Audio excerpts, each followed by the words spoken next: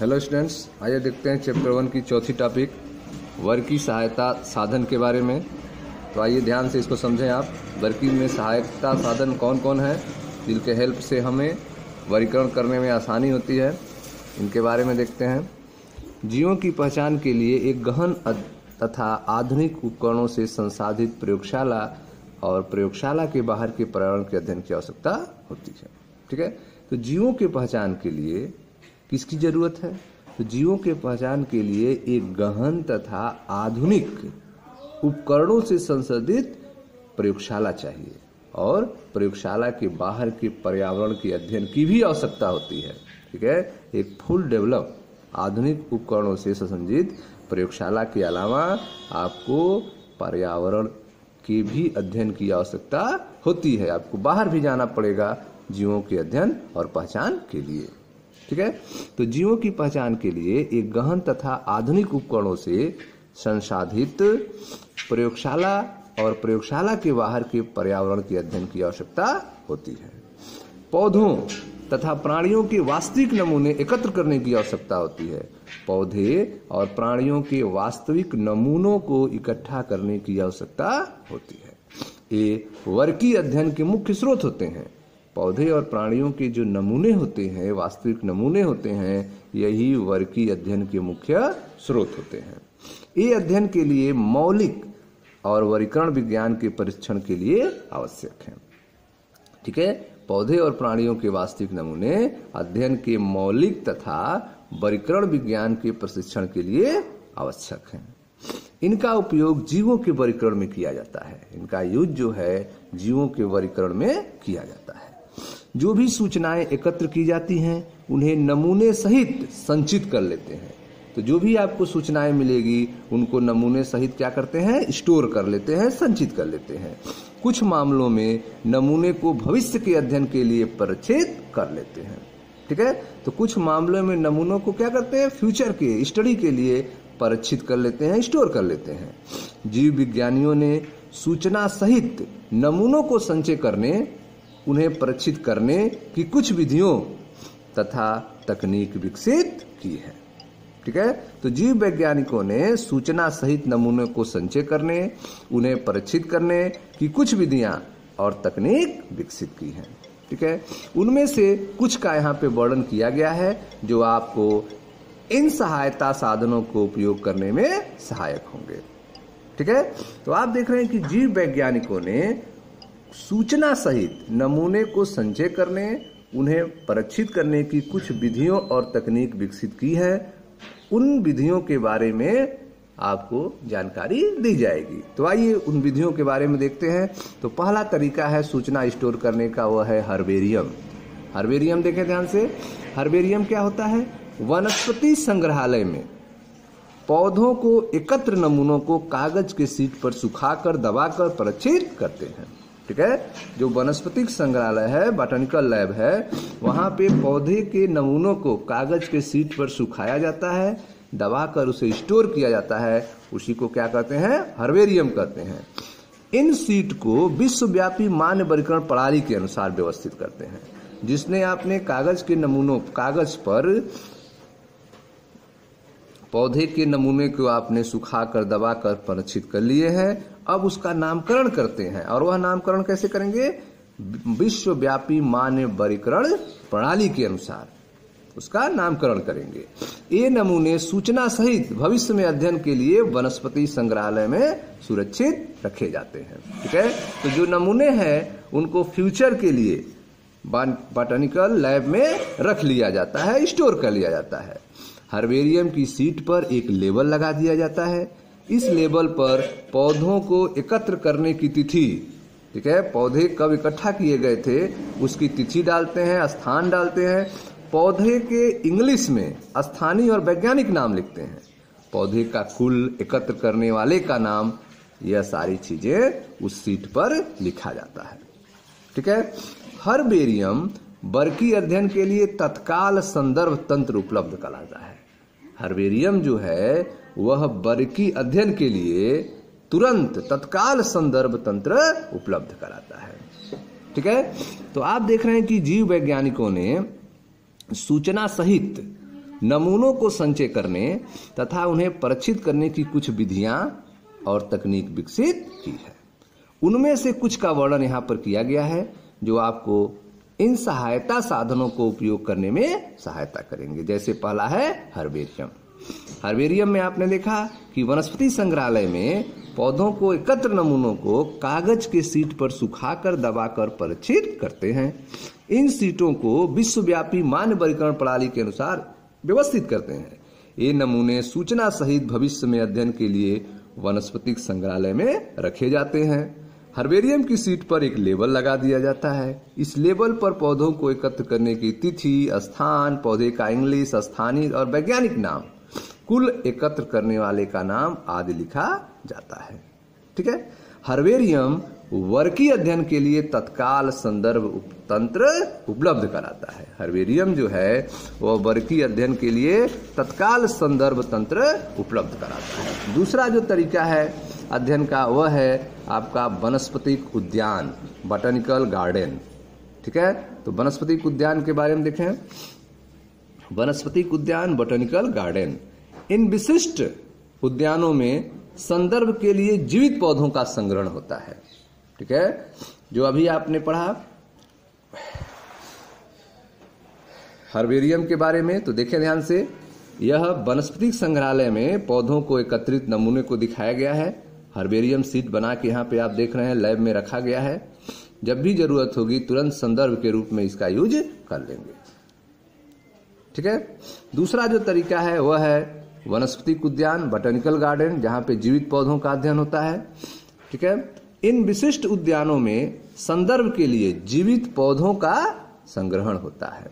ठीक है। तो वनस्पतिक उद्यान में जीवित पौधों का संग्रहण होता है संदर्भ के लिए, देखने के लिए, समझने के लिए।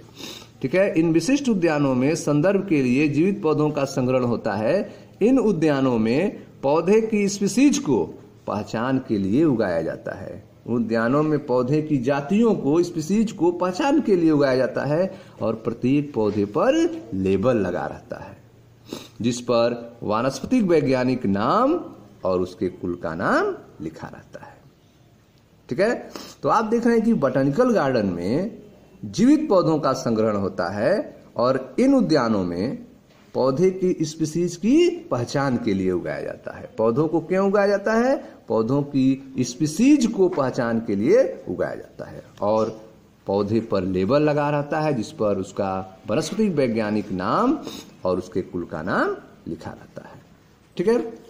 प्रसिद्ध बॉटनिकल गार्डन क्यू जो इंग्लैंड में है, इंडियन बॉटनिकल गार्डन हावड़ा जो भारत में है, तथा national botanical research institute Lucknow जो भारत में है। ठीक है। तो यह प्रसिद्ध बॉटनिकल गार्डन है जहां पर स्पीसीज पहचान के लिए पौधों को उगाया जाता है। ठीक है। तीसरा जो तरीका है वह है संग्रहालय, म्यूजियम। ठीक है। वनस्पतिक संग्रहालय प्रायः शैक्षिक संस्थानों जैसे कि विद्यालय और कॉलेजों में स्थापित किए जाते हैं। ठीक है। जो बॉटनिकल संग्रहालय है, म्यूजियम है, वह कहाँ पे स्थापित होंगे? शैक्षिक संस्थानों में, जैसे कि विद्यालय, कॉलेज में स्थापित किए जाते हैं। संग्रहालय में अध्ययन के लिए परीक्षित पौधे तथा प्राणियों के नमूने होते हैं। ठीक है। संग्रहालय में क्या होते हैं? पौधों और प्राणियों के नमूनों को परीक्षित करके, प्रिजर्व करके रखा जाता है। ठीक है। इन नमूने को परीक्षित घोल में डालकर जारों में रखे जाते हैं। ठीक है। जो भी प्राणियों या पौधे के नमूने होते हैं उनको घोल के अंदर डुबो के रखा जाता है। ठीक है। तो वनस्पतिक संग्रहालय प्रायः शैक्षिक संस्थानों जैसे कि विद्यालय और कॉलेजों में स्थापित किए जाते हैं। संग्रहालय में अध्ययन के लिए परीक्षित पौधे तथा प्राणियों के नमूने होते हैं। नमूने परीक्षित घोल में डालकर जारों में रखे जाते हैं। पौधों तथा प्राणियों के नमूने को सुखाकर परीक्षित करते हैं। ठीक है। पौधे और प्राणी के जो नमूने होते हैं उनको सुखाकर उनको प्रिजर्व किया जाता है, परीक्षित करते हैं। ठीक है। कीटों को कैसे करते हैं? कीटों को एकत्र मारने के बाद कीटों को डिब्बे में पिन लगाकर रखते हैं। कीटों को एकत्र करते हैं, मारने के बाद कीटों को डिब्बों में पिन लगाकर रखते हैं। बड़े प्राणी जैसे पक्षी और स्तनधारी को प्रायः भर कर परीक्षित करते हैं। जो बड़े प्राणी होते हैं जैसे पक्षी और स्तनधारी, इनको प्रायः भर कर परिचित करते हैं।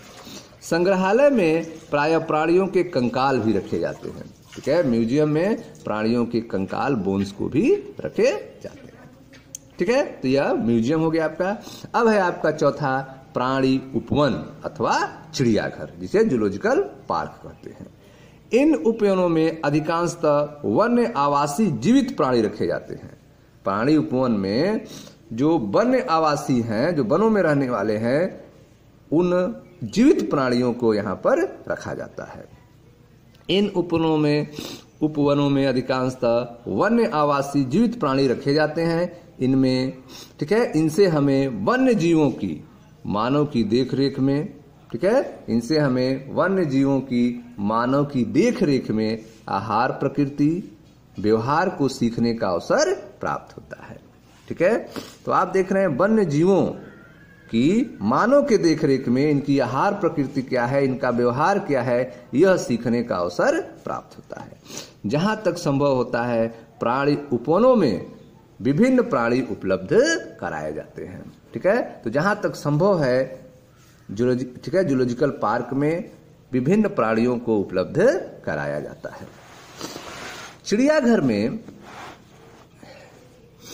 चिड़ियाघर में सभी प्राणियों को उनके प्राकृतिक आवासों वाली परिस्थिति में रखने का प्रयास किया जाता है। ठीक है, तो चिड़ियाघर में जो प्राणी हैं उनको प्राकृतिक आवासों वाली परिस्थिति में रखने का प्रयास किया जाता है। इन उद्यानों को प्रायः चिड़ियाघर कहते हैं। इसे देखने के लिए बहुत से लोग और बच्चे आते हैं। ठीक है, यहाँ पे कुछ फिगर दिया गया है। भारत के विभिन्न चिड़ियाघर में वन्य प्राणियों को दिखाया गया है। अब अगला तरीका है अध्ययन का, वह है आपका कुंजी अथवा चाबी। तो ध्यान से समझें, कुंजी या चाबी क्या होता है। यह एक अन्य साधन सामग्री है जिसका प्रयोग समानताओं तथा असमानताओं पर आधारित होकर पौधों तथा प्राणियों के पहचान में किया जाता है। ठीक है, कुंजी अथवा चाबी का प्रयोग जो है समानताओं और असमानताओं पर आधारित होता है।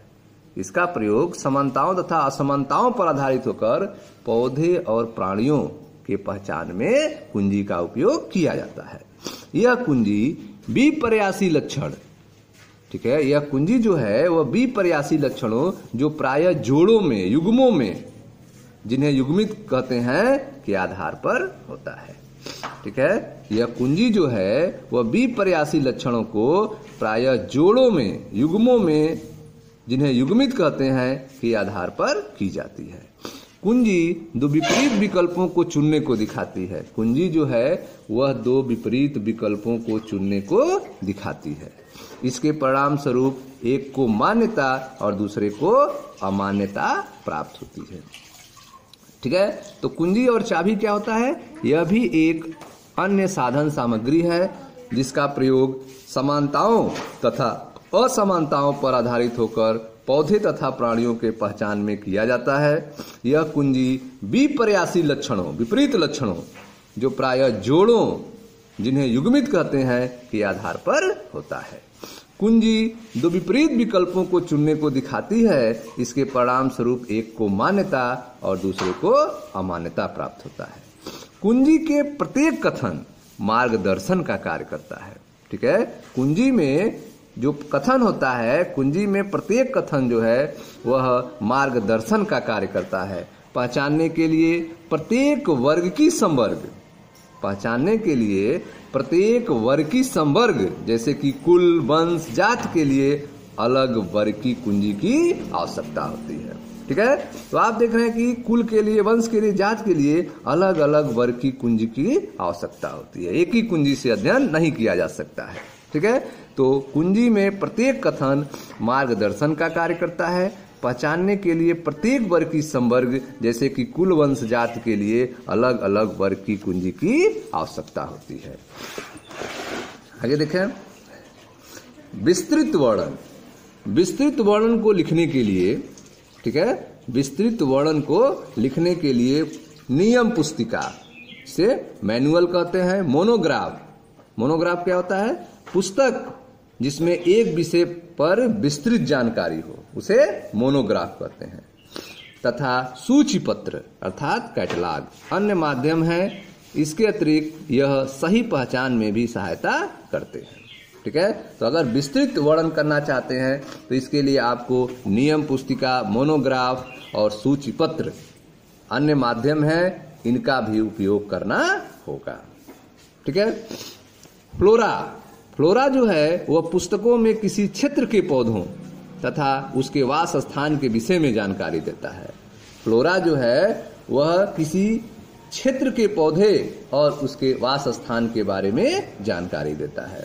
ठीक है, तो जो भी आपको चारों बताए गए, पहला आपको हर्बेरियम हमने बताया, फिर वनस्पति उद्यान, संग्रहालय, जूलॉजिकल पार्क और लास्ट में कुंजी।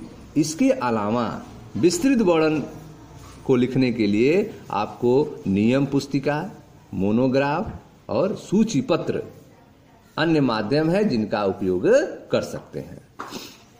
ठीक है, मोनोग्राफ में क्या होता है? मोनोग्राफ जो है वह पुस्तक जिसमें एक विषय पर विस्तृत जानकारी होता है उसे मोनोग्राफ कहते हैं। ठीक है, फ्लोरा जो है वह पुस्तकों में किसी क्षेत्र के पौधों और उसके वास स्थानों के विषय में जानकारी देता है। फ्लोरा जो है वो पुस्तकों में किसी क्षेत्र के पौधों और उसके वास स्थान के बारे में जानकारी देता है। ठीक है, जानकारी उसमें होती है। ए उस विशेष क्षेत्र में मिलने वाले पौधों की स्पीसीज के विषय सूची देता है। फ्लोरा जो है विशेष क्षेत्र में मिलने वाले पौधों की स्पीसीज के विषय में सूची देता है फ्लोरा। नियम पुस्तिका, ठीक है, जो नियम पुस्तिका है, मैनुअल है, नियम पुस्तिका से उस क्षेत्र में पाई जाने वाली स्पीसीज को पहचानने में सहायता मिलती है। ठीक है, मैनुअल से हमें क्या जानकारी मिलेगी? नियम पुस्तिका से उस क्षेत्र में पाए जाने वाली स्पीसीज को पहचानने में सहायता मिलती है। ठीक है, मोनोग्राफ, पुस्तक जिसमें एक विषय पर विस्तृत जानकारी हो उसे मोनोग्राफ कहते हैं। मोनोग्राफ में किसी एक टेक्सान की पूरी जानकारी होती है। ठीक है, जो मोनोग्राफ है उसमें क्या होता है? किसी एक टेक्सान की पूरी जानकारी होती है। ठीक है, तो इस तरह से आप देख रहे हैं कि विस्तृत वर्णन को लिखने के लिए आपको नियम पुस्तिका, मोनोग्राफ और सूची पत्र अन्य माध्यम के रूप में यूज करना होगा। नियम पुस्तिका अर्थात मैनुअल, मोनोग्राफ क्या है? पुस्तक जिसमें एक विषय पर विस्तृत जानकारी हो उसे मोनोग्राफ कहते हैं। सूची पत्र अर्थात कैटलॉग, ये अन्य माध्यम है जिससे अतिरिक्त यह सही पहचान में भी सहायता करते हैं। फ्लोरा जो है वह पुस्तकों में किसी क्षेत्र के पौधों और उसके वास स्थान के विषय में जानकारी होता है। फ्लोरा जो है वह पुस्तकों में किसी क्षेत्र के पौधों तथा उसके वास स्थानों के विषय में जानकारी होता है। ये उस विशेष क्षेत्र में मिलने वाले पौधों की स्पीसीज के विषय में सूची देता है। नियम पुस्तिका से उस क्षेत्र में पाए जाने वाली स्पीसीज को पहचानने में सहायता मिलती है। मोनोग्राफ में किसी एक टेक्सान की पूरी जानकारी होती है। ठीक है स्टूडेंट्स, तो इस तरह से जीव विज्ञान कक्षा 11 का पहला चैप्टर जो है आपका कंप्लीट हो गया। जीव जगत, जिसमें आपने चारों हेडिंग को आपने पढ़ लिया है। अब आप इसको रिवाइज कीजिए। मिलते हैं एक नए चैप्टर में। Thank you.